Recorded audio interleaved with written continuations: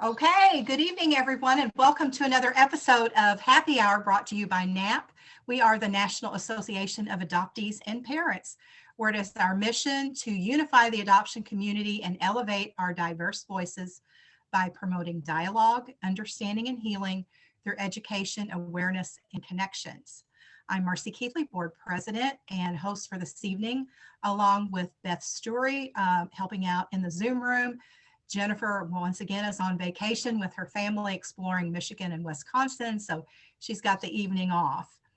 We're honored that so many of you are here again on a Friday night to join us in the middle of your summer.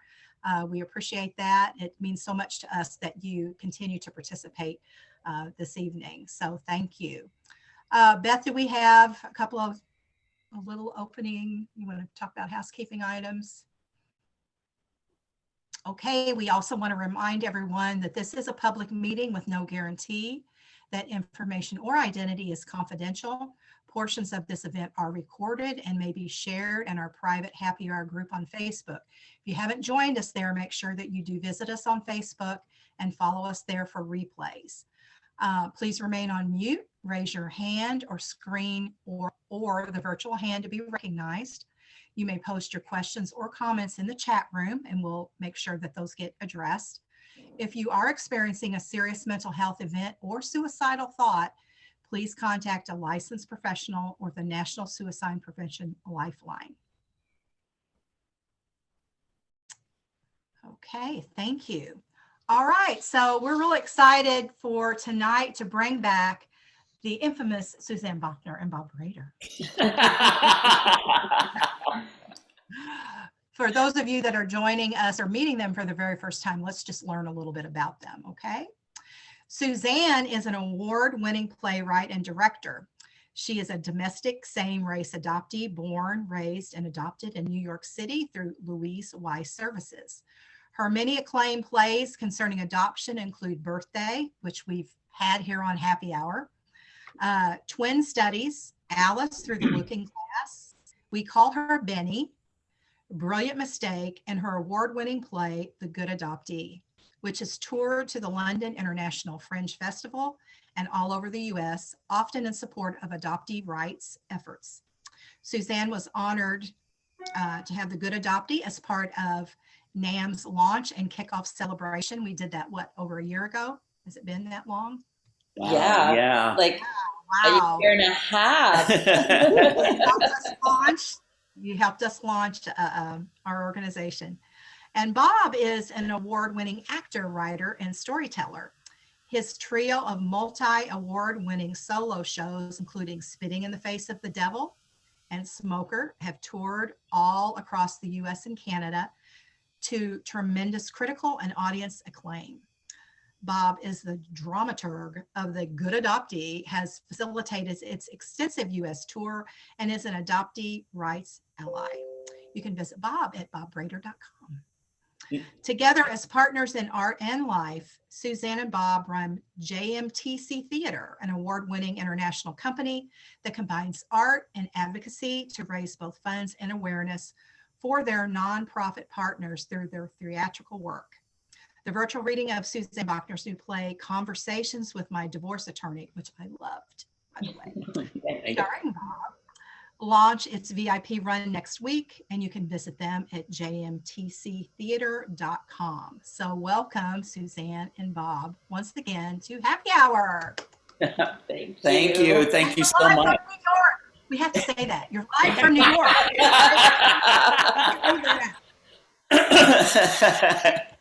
And just because I was inquisitive, and I'm sure somebody else might have the same question, please introduce your friend behind you.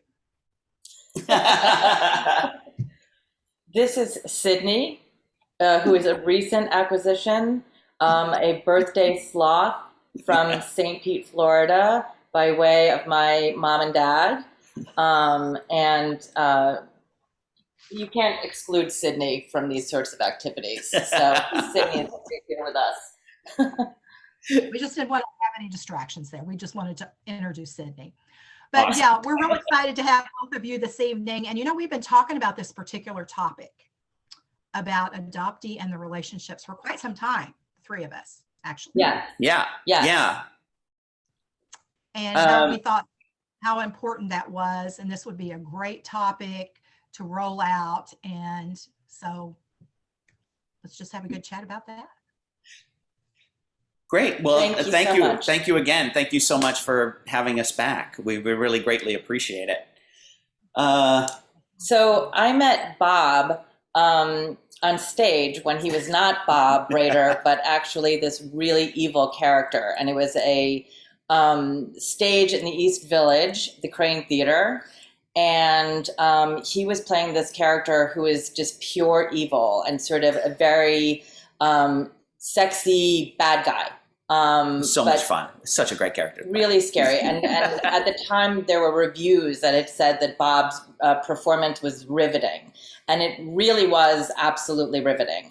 So I saw him on stage as this character. And then I met him after the show. And he was really nice and like really sweet and friendly and warm and just the complete opposite of this character. And I said, wow, he really is a good actor. And that was when we met. Yeah, and I was introduced to Suzanne by her boyfriend at the time, because he was working on lights and sound for the show that I was doing. So Suzanne was Larry's girlfriend, and that's kind of all I saw, really, was this very nice lady who I work with her boyfriend. So the theater company that I was working with, DM Theatrics, they wanted to go to Disney World. They were big Disney files, and they wanted to introduce me to Disney.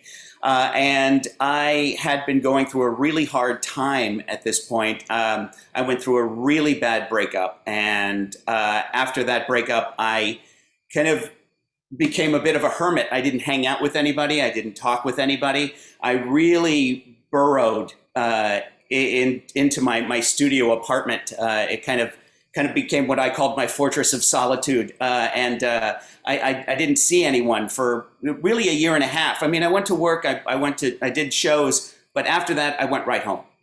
So I was hoping that this trip to Disney would kind of help break me out of that.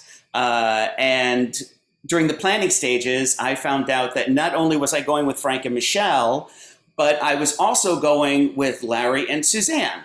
They were coming along to Disney as well. And so I had not been invited to Disney. My boyfriend, Larry, was decided to go, and I thought I would come. So I was not in the theater company. So I was a scooch in on those plans. But Bob didn't realize that. Bob felt like he was the fifth wheel. Right. And, you know, when we got there, it was amazing. I mean, I didn't really feel like a fifth wheel at all. I mean, I was just having fun, and we were all having fun together. And then MGM, it was MGM Studios, which is now Disney's Hollywood Studios. It was MGM Studios at the time. They had a backlot tour, and no one else wanted to go on this backlot tour. And I was like, I want to do every single ride that I possibly can, because I don't know when I'm getting to Disney again. So I want to go on everything. So I'm going on this backlot tour. And Suzanne was like, you know what, I'll go along with you. I have no desire to go on this, but I will, just, you know, because I don't want you to go alone. So we went on this backlot tour. Because adoptees always want everyone to be included. So. We went on this backlot tour, and it was really lame. It was the worst backlot tour I've ever been on. We laughed the whole entire time because it was so ridiculous. And we were making jokes about everything, and it was very silly. And afterwards, we went over to this coffee shop. It was called the Writer's Stop. And we sat on this couch, had a cup of coffee, and talked. And I'm not 100% sure what we talked about, because it was during that conversation that there was this explosion that happened inside of me. It was incredibly powerful. I had never felt a pull towards anyone like that before in my whole entire life. Just sitting there talking with Suzanne, I just thought she was incredible, and she was this amazing lady. And I was having these, just feeling this incredible pull towards her, something I had never felt in any of the other relationships I had. And I wasn't sure that Suzanne was feeling that also, but I was. So I was having a similar kind of cosmic experience, but I was denying it. And I'd had the whole lifetime of practice as an adoptee in denial that anything was less than rosy around adoption to practice that kind of denial. So I was just stuffing down any feelings I had for Bob. Also, sort of with the bedrock of having self-worth issues. My entire life had never really picked up when someone else was interested in me, because how could that possibly be? So I was always in the dark about that. And this was no exception, this moment on the couch. But I felt like I had to stuff all my feelings down for Bob because I was in this very live-in committed relationship with Larry. Right. So I felt that I couldn't have these feelings, and I knew how to, numb and not have feelings. So we carried on. Yes. I was having these rainbow visions, and all of a sudden Suzanne was like, "Oh my God, I got to get back to Larry." And I was like, "Oh, right, Larry." And so we went back to everyone, and I was like, "Okay, I'm having these feelings for Suzanne, and I just have to pretend that I'm not." And I felt like I was doing really well at hiding that. I was wrong about that because when we were waiting in line to go on one of the rides, Larry turned to me and said, "You want to sleep with my girlfriend, don't you?" And that wasn't the word he used, by the way. And I was a little startled by that, and I was like, I could lose both friendships here. I could lose his friendship and I could lose hers. I didn't really know what to say. And then Suzanne saved the day really brilliantly. She just jumped into Larry's arms and was like, "Bob's not attracted to me. You're being really silly. Stop it." And that was it. It was all swept over, and it was fine. So I have a theory based on my own personal experience and observations from fellow adoptees and things that fellow adoptees have shared with me, that when it comes to relationships, adoptees fall into two different categories. And I know there are exceptions, and please tell me them. But for the sake of this, my theory is that there is the bolter and the clinger. So either an adoptee will avoid intimate relationships at all costs, and then when involved anyway in a relationship, despite their best efforts, they make sure to leave the person before they themselves can be left. And that's the bolter. Or they hold on to a relationship for dear life, clinging to and smothering the person, refusing to let go. And that's the clinger. I'm a clinger, by the way. And the bolter and the clinger actually seem like opposites, but they're really two sides of the same coin. Because it's really the reaction that the adoptee is having to the whole setup of trauma, relinquishment, abandonment, and self-worth challenges. So it's just the opposite reaction to the same set of circumstances, clinger, bolter. So as I was saying, I'm a clinger. So when it came to what you may have already, picked up, was a toxic and abusive and horrific relationship that I was having with Larry at the time. Since I'm a clinger, I was going nowhere. I was absolutely staying with that because that was what I knew, and a relationship, can't end because we know how shitty that is when it happens. so that was that. I was stuck with Larry, and so I couldn't even see this over here. So when we came back from Disney, we said our goodbyes and everything like that. And Suzanne and Larry were like, "We all have to get together really, really soon." And they left. And I was like, I am staying far away from them because they have a really good relationship. I don't want to get in the middle of that. And so I'm just going to stay far away. And I was doing a really good job of doing that until Suzanne called me and invited me over for a barbecue. This was 6 months later. And I was armed with a new strategy for dealing with this whole Bob problem because I really wanted to be around Bob, and I really like Bob. But I decided, well, unconsciously, I will set Bob up with a friend of mine or friends. I have a string of people who might enjoy Bob the way I do, so or more. So I will set Bob up, and then at this barbecue, I had this woman who I wanted to set Bob up with. Very good strategy. And so I am thinking, it's been 6 months. I was just feeling emotions for Suzanne because I hadn't been around anyone for, a year and a half. I had cut myself off, and then this person was paying attention to me. So that's probably all it was, and I'm sure that I'm gonna go to this barbecue and it's gonna be fine. I'm not gonna have those feelings. And then Suzanne answered the door, and I had those butterflies all over again. And I was like, that there was a big part of me that just wanted to run away as soon as she opened the door.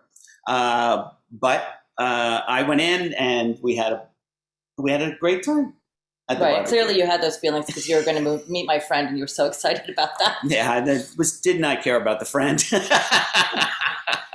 So, a little after that, I had been working on a play, and just a little backdrop of like how I was relating to groups, and this is a very adoptee kind of thing, which is being the chameleon.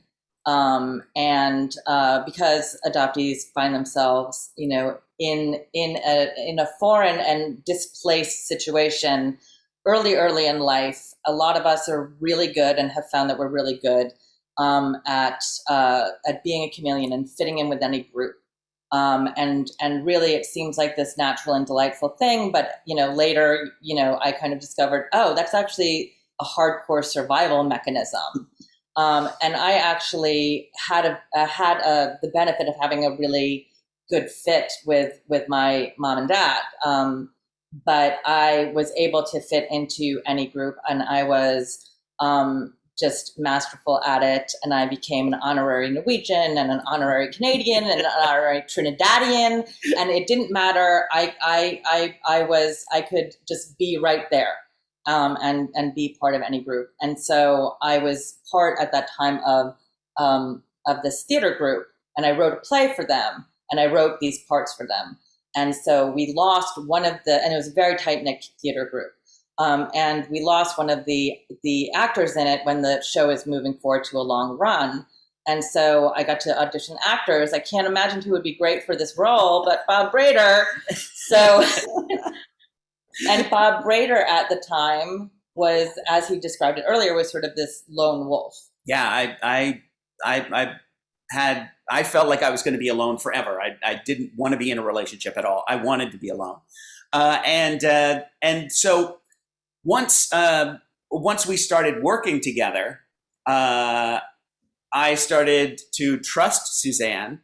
And I would show up early for every single rehearsal and stay as late as I possibly could, just talking with Suzanne and hanging out with her. And I was still kind of the lone wolf because I really didn't feel like I fit in with everybody there because they were a tight-knit group, theater group, and I was really just coming in, but. I really felt like I started to trust Suzanne. And it was because of that trust that we started hanging out together and started to become friends. And we went to Great Adventure one day. Which is an amusement park in New Jersey. Right. And so I it's a Six Flags. Yes. Anyone knows Six Flags? No. And I had thoughts of doing a solo show. And so I said to Suzanne, we're sitting there at Great Adventure and we're having funnel cake. And I said, I have this idea of doing a solo show about my childhood. And she said, well, what would it be about? And I said, well, I had a really abusive childhood. My father was really abusive. He turned out to be a pedophile. He molested two of my friends. So I think I could do a solo show about that. And she was like, what? And so I started telling her that story there over funnel cake. I'm not exactly sure what Larry was doing at that time because, quite frankly, in my mind, he didn't really exist because I was with Suzanne and we were talking. And so I asked her if she would write that show for me. And she said, well, I could write that show for you, but it should really come from you. I think you you experienced it. It should be your words. And I was like, well, I don't know. I've never done anything like that before. And she said, just sit down and write it. So I sat down and I would write things and I would send them to Suzanne and she would say, great, write more. And then I would write more and send it to Suzanne and she would be like, great, write more. And so slowly, Suzanne started to get to know me through this writing and me writing about a lot about my childhood trauma. And she got to see a lot of that kind of stuff before we even thought of dating. And I didn't relate to it at all because adoptees don't have childhood trauma because everything's perfect in their families. So, and we also started working with Authentic Writing, which is a writing workshop based in Woodstock, New York, run by Fred Poole and Marta Sabo. And our theater company now, well, my theater company at the time, our theater company now, was doing all these different workshops with them and writing for actors and this kind of thing. And so Bob did start writing his piece. Yeah. And I agreed to be his development person. Yes. And maybe director. So, and I eventually was his director.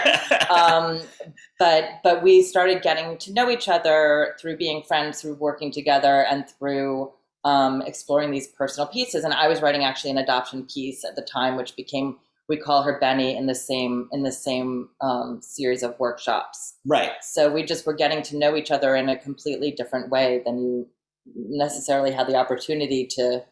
Right. We weren't dating, but but we were learning things about each other that some couples don't even share with each other after they've been together for, 15, 20 years. We were really learning about each other. And it was a really interesting way to get to know Suzanne, really intensely. And I think part of for me coming out of the fog gradually was also through not just the community, but also through hearing Bob speak so bravely and plainly and honestly about the horrors of his childhood. It was a way of peeling back this layer that was just there. So, and always easier to look at someone else's stuff than yours. So, but that was a great entree point for me. And also to Bob as well. Yeah. I mean, to Bob. It was my entry to Bob. But anyway, so Fred and Marta of Authentic Writing were having an anniversary party and in Woodstock. And I was invited, and Larry was invited with me because Larry is my boyfriend.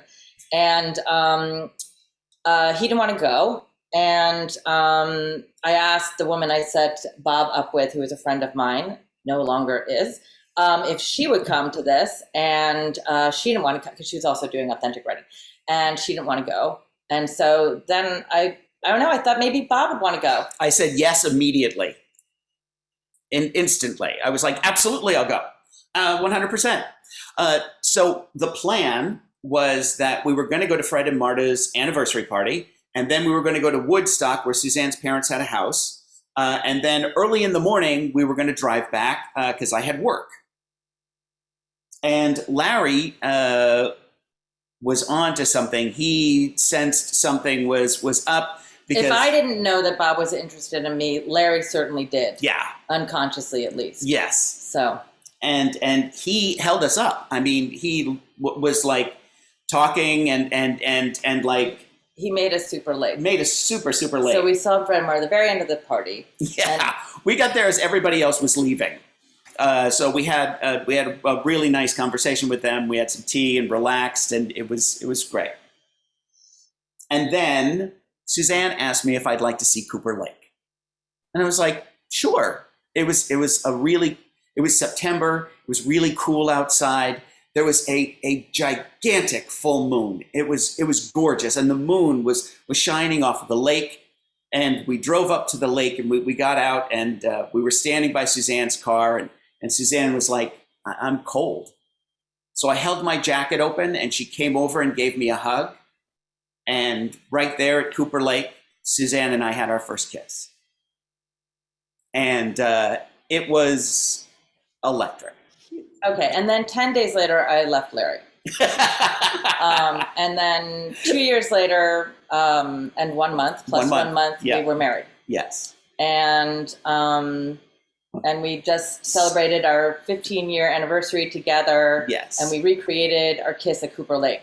Yeah. And actually, we were married on the 10th and got together on the 10th, which is really the anniversary that we most celebrate. Yeah. And we also got engaged on the 10th. So we just celebrate every month on the 10th and call it our lunar anniversary. Yeah. So every month we at least say happy anniversary to each other.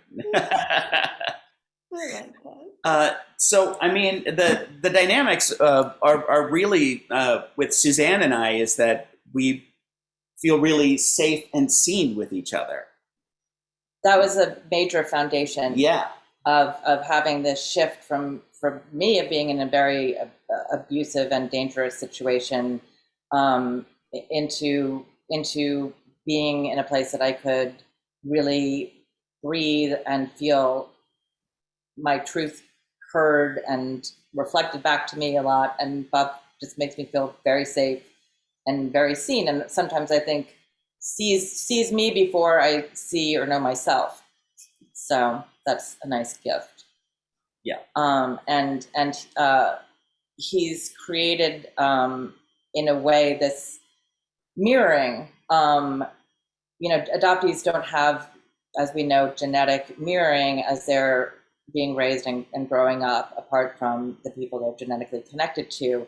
And that is, that deficit is really incalculable. I mean, I can't wrap my head around it sometimes.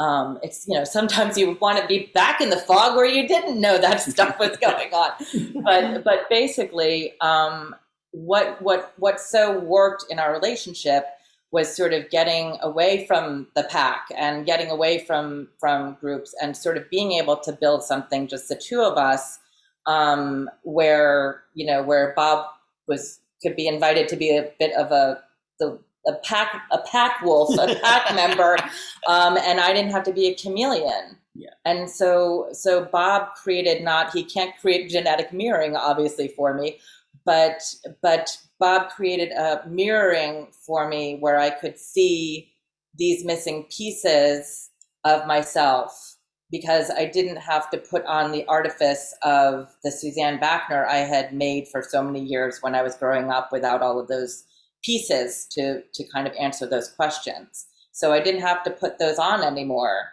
And Bob could really just, of course, when you're wrong about something and Bob sees that and lets you know, it's very irritating and aggravating. But the gift of it is just being able to have that safe space and that mirroring to start to say, maybe there's something else that I'm missing because I'm just pretending that closed adoption, works, which it doesn't. So do you want to talk about more challenges? Well, yeah, I definitely, from my upbringing, I had a lot of anger issues, not violent or hitting, but I'm a yeller. I do tend to yell, and I either yell or I shut down. Those are my two go-tos. Those are how I've coped my whole entire life. But being with Suzanne, can get very upset by yelling, and incredibly upset by me shutting down. Yelling, I think I'm going to be taken back to the baby store, even though Bob did not buy me at the baby store, maybe the girlfriend store, I don't know. But there's always that acquisition feeling when you get acquired at a infant stage. And so that was sort of like this dynamic of like the anger, where I would really get scared that it wasn't that Bob, please, because I was with Larry, who really was scary. Bob, no, but that was like a trigger. So in a way, we had these kind of complementary triggers, so that we had to kind of work them out, or we didn't have to work them out, could have walked away. But right. we took the opportunity to work them out. Yes. So, Bob shut down, I at some point realized if you shut down like that, then I feel like you're going to leave me forever. You will abandon me. You know, it seems like 2 minutes for Bob trying to get his composure when he's like upset about something. But I feel like, oh no, those are these stakes that, you know, cut me to the quick. And so Bob had to learn how to be more connected and present with me, so that I didn't have to go through that. But in turn, I had to learn how to be okay with the healthy expression of anger. And a lot of times when Bob is angry, it's not even towards me. He's not even mad at me. It's just anger itself. And so I had to learn how to be connected with Bob and create a safe space with Bob, or we had to learn that together so that, you know, anger could be a safely expressed emotion, because as we know, it's not good to stuff down stuff. Right. You know, and this comes up less because we worked through this, you know, because we figured out how to have that together, these sort of scary emotions and what have you.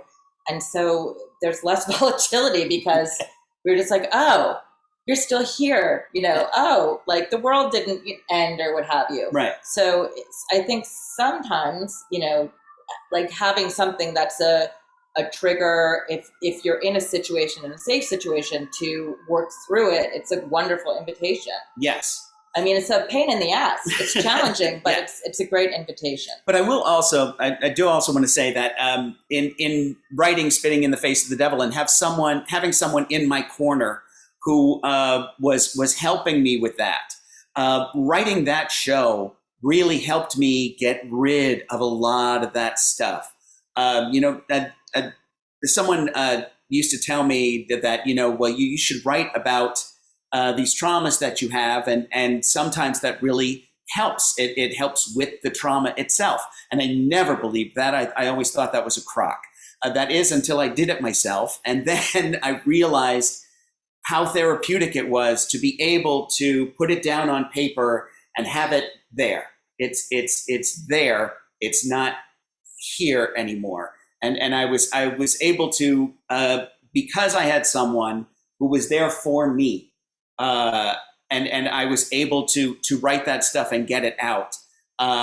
It really helped with those issues also, so that I was able to work on the anger issues. I was able to work on those issues of shutting down, because both of those are not healthy reactions either.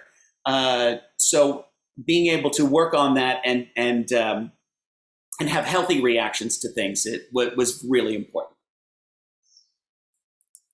And we were also very blessed to be able to extend the relationship part into our respective original families, and be able to both get on very well with each other's family, which was absolutely delightful. Yes. And with my mom and dad, through adoption, there was really this, you know, we're very much like the trio of us. We called ourselves a tripod. And we had a lot of very serious life-threatening illnesses that were sort of hurled on us, at us, when I was like 11 through high school. So we were very tight knit and survivors together. And when Bob came into the picture, there was this sort of like wonderful space for, it was sort of like there was this missing sunspot in the family. And Bob was just sort of sucked right into that. So it was really beautiful that Bob felt just like melded in, and there was that space for him. Yeah, they really opened the door for me, which was incredible. And my family was also a tripod. It was me, my mom, and my sister. We had survived some really horrific things together, and you know, it made us a stronger unit together. And my mom was never okay with any girl I ever dated, woman I ever dated, not happy at all when I would bring anybody home. And so I was pleasantly surprised when Suzanne came in, and my mom was like, "Oh, this is wonderful." My mom also knew that Suzanne and I were going to get together before Suzanne and I did. Because Suzanne and I were spending a lot of time together, and we were sharing all of these things. And my mom was like, "You guys seem to be spending a lot of time together." And I was like, yeah, but we're just friends. And she's like, that's a lot of time. So, but yeah, she knew. So it was really not an accident in retrospect that I had sort of postponed being able to really even entertain the idea of searching because of my parents' illnesses, because of our family situation, and just because of the overwhelm of it, and because I was terrified about it. And also Larry's mother actually was a first mom, which is a whole other story. And she was like crazy controlling with me as well. And so I sort of started focusing on her as sort of my worst case scenario nightmare birth mother. And so, that's another really easy roadblock. And her daughter, who she relinquished, was exactly my age and had reunited with the family, and she wasn't crazy about her. So she kind of was projecting onto me. And I was like, oh my God, this is a woman who's picking out what recycle bin I should be purchasing and showing it to me and wanting me to take care of her son for the rest of his life. And I felt like, oh my God, I felt so controlled and crazy around her. And her name was Randy.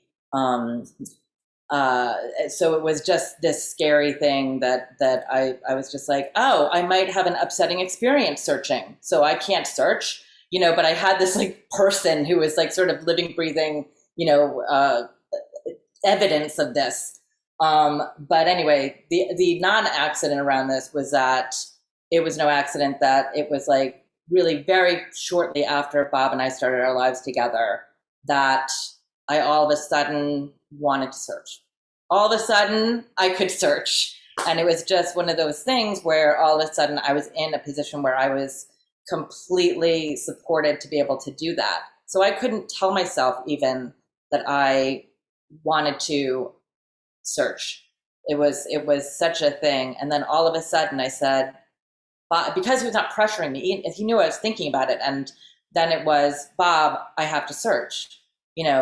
I realize all of this stuff with adoption is just sort of eating away at me and working away at me, and not searching it does not make that go away. But maybe if I search, then I can get some answers, and I can start moving through this. But even if I don't, I think I have to answer that question. And Bob was right there. Yeah, and I was like, yeah, let's do it. Because I had absolutely no idea what that entailed. None whatsoever. There were a lot of roadblocks and a lot of obstacles, but I always felt that Suzanne should be in the driver's seats as to how we searched, where we searched, what we did, and that she should always be leading wherever we're going on this journey. Because it was her journey to have, and I was there to help her any way that I possibly could, no matter what she needed. I was there, but I never. When she was like, "I can't do this right now. I don't want to do this," I was like, "Okay, we'll wait." And then when she was like, "Okay, we're going now," and I'm so, "All right, here we go." So she was really in the driver's seat, and I felt that was really, really important. And Bob was an amazing partner in crime, and sometimes I think actually literally for what you have to do to search in closed records situations. But it was interesting because when I actually wrote The Good Adoptee, my play, Bob wasn't even a character in it, but it sort of became almost like the audience in a way, that he was sort of this omniscient sort of figure, because he was just so embedded in the entire search, and it didn't feel like it did him justice to have him be this sort of character who pokes in, embodies, because he was just there and, making me feel like I could do anything, and there wasn't a false move around this, and there was absolutely no pressure whatsoever. Yeah. And searching is such a stop start, so many obstacles, but also internal obstacles with trying to deal with that it was I picked the right time. I picked the right time to search. Yeah. That I had a Bob. That I had actually Bob. Well, during that search, I mean, the search was so important. I didn't realize exactly how important, even as we were going along and doing the search. I didn't realize just how important it was. But I learned as we went on just how vital it was for Suzanne, because I also saw her becoming a stronger, more powerful person than even she was. I mean, I always thought she was very strong and very powerful, but I watched her grow and become even stronger because she was more grounded in the information that she was getting. And it was an incredible thing to watch and be a part of. It was really, really beautiful. He did the greatest pitch to my adoptive parents, to my mom and dad, during this, because they have come a huge long way in really understanding closed adoption and the history and the legacy and what that entails, and just that it's completely normal to be curious where you came from and all that kind of stuff, and it wasn't about them.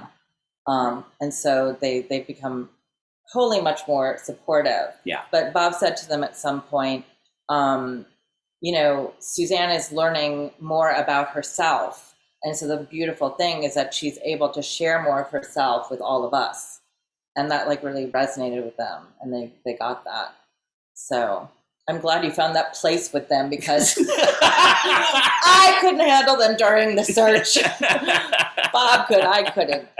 But anyway, after going through the hoop of the in-law, all of a sudden, suddenly Bob had a second mother-in-law. Yeah. Because we found my birth mom. Right. My first mom.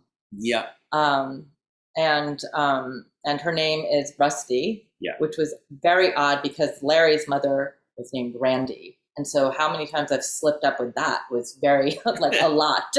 I said, I'm not going to do that tonight. Not going to slip up with the Rusty Randy thing. But we found her, and she was in Ireland. Well, it was also really quick. And it was like we had been searching for a really, really long time. Nothing happening. All of a sudden, some information comes in. Suzanne plugged it into a website, and bang, it happened.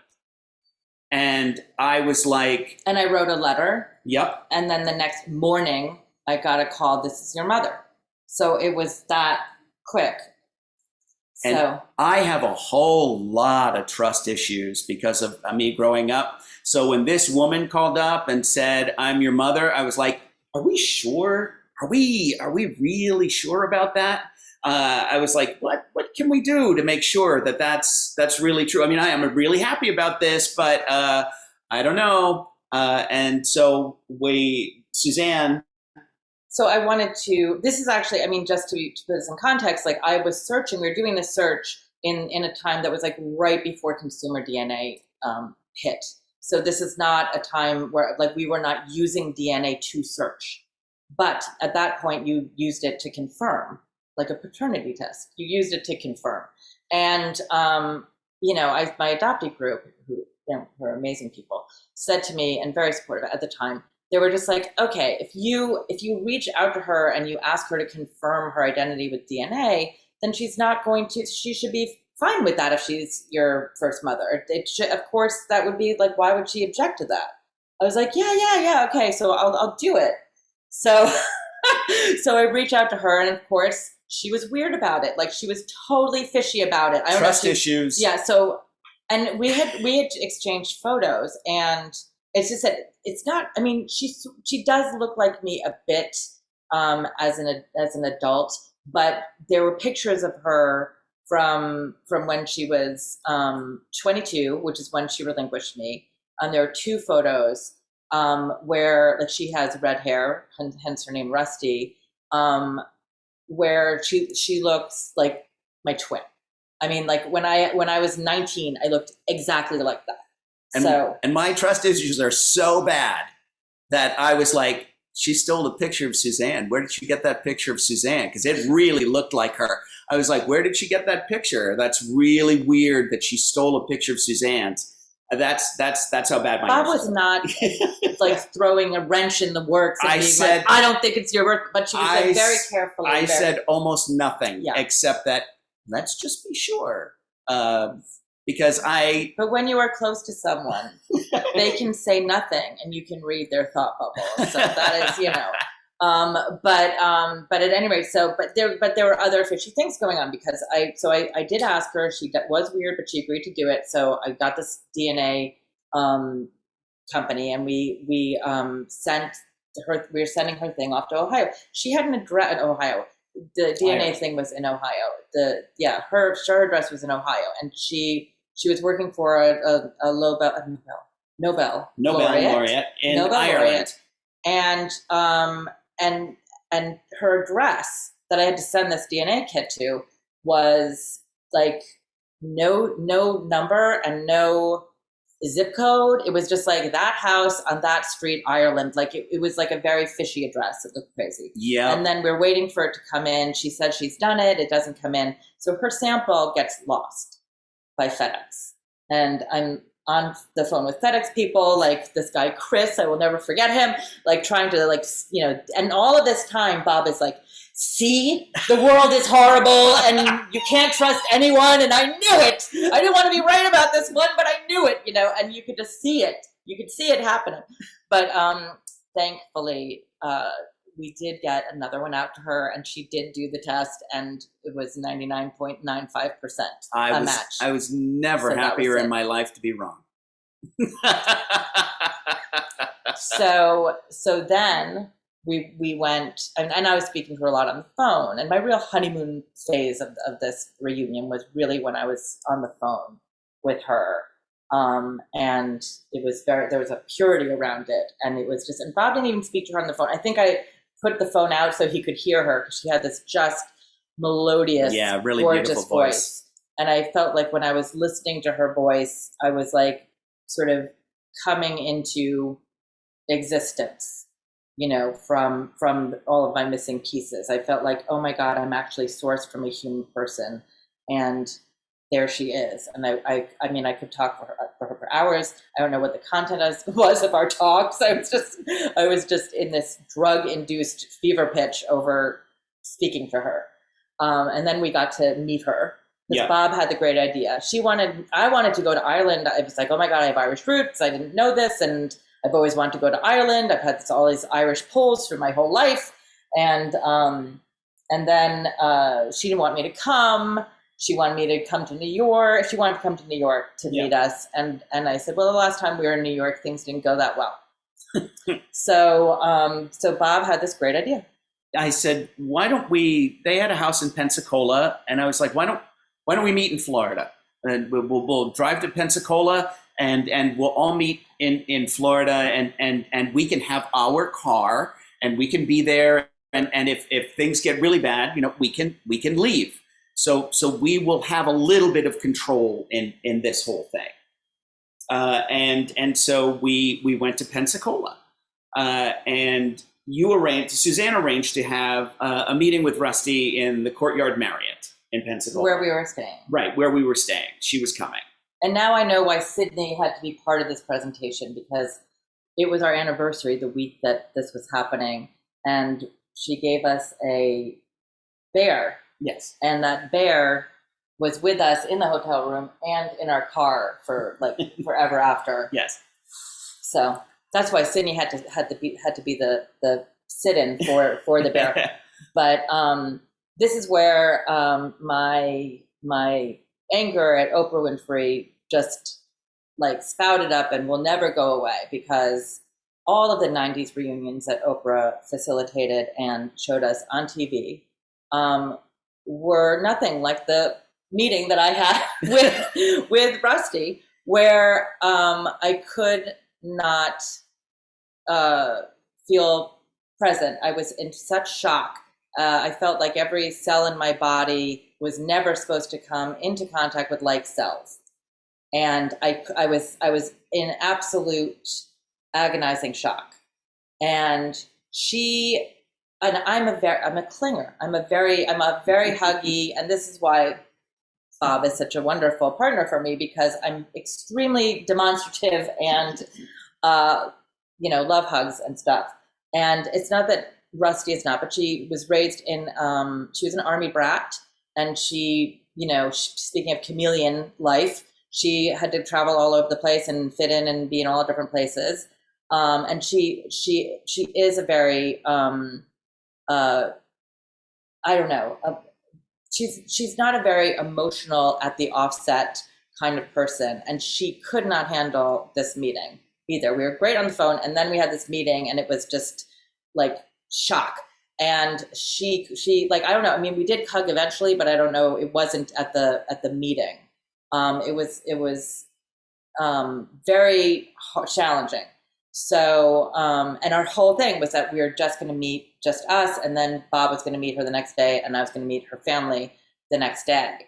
And, we had this moment where we looked at our fingers and our toes, and we both have very small fingers and toes, and she was, I think, slightly counting my fingers and toes, like she might have at the time that we were last together. But she couldn't handle it. She just couldn't handle the whole thing. And she said, "So where's Bob?" And I was like, "We were not supposed to meet Bob till tomorrow." And I was like, "Give it another 15 minutes, lady. Try to be with me. How long, And so, this was like a different technology time and a different place. And, I think I would have gone into the corner and texted Bob if it had been now and said, she can't handle, whatever. But Bob was, again, he was downstairs. I was downstairs working in the lobby, and I'm typing some things out and working on some things. I look up, and there's Suzanne and this woman that we had been searching for years. And I'm like, I was in shock because I wasn't supposed to meet her until the next day. And I'm like, did they have a fight? Did something happen? Why are they here? They seemed fine. And then we started talking, and I put my stuff away, and we started walking around, and Rusty seemed to open up much, much more and feel more comfortable with me being there.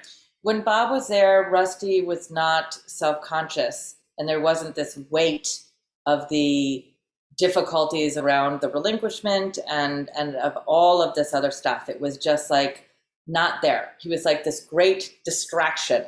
And we called him forever. I mean, Bob always was like, "I want you to have time by yourself." And I was like, "Please, I don't want time by myself with Rusty, because it doesn't work. This is what works."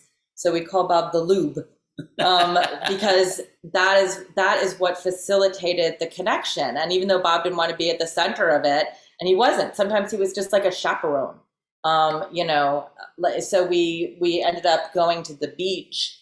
And I have a lot of beach time from my parents. Always took me to the beach, but the beach was always a special place for me. And so I feel like when I was little and going to the beach, that there was actually a connection to Rusty wherever she was. And she grew up around beaches. And when we went to the beach together at this reunion, it was like this magical moment. And then we went and got ice cream. And it was like I was 6 and she was getting me this ice cream cone, and we have a picture of it. But it really was this regression into this childhood. And that is also something that Bob facilitated, because, in our relationship, he has brought this huge sense of play.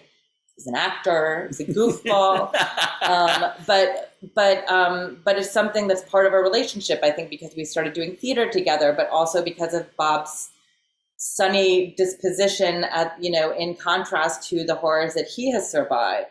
So sort of positive playfulness is just a big foundation of our time together. Yeah. And, because I'm a heady clinger, overthinker, so just the fact that that I was able to be present to that moment was because of Bob. Right. So just to kind of sum it up for us, what served us and supported us together is like really listening to each other, really trusting each other, a lot of joy and laughter, and understanding and safe conflict, right? Yes, mutual respect. That's huge. Mutual respect is huge. Tons of love all the time. We tell each other we love each other numerous times a day. Room for growth. Yeah. And creating art together. Yes, that was also big. And we've learned that it's not so much that the luggage matches, but that we help each other create a lighter load. Yeah. So thank you, Thank you so much for letting us share our story. Wow, what an amazing story. Thank you both so much. This has been truly a journey, the two of you, to get to the place that you're able to come today and share your amazing story. So we just love it. And this is going to conclude the presentation part of this evening, and we're going to go ahead and stop the recording.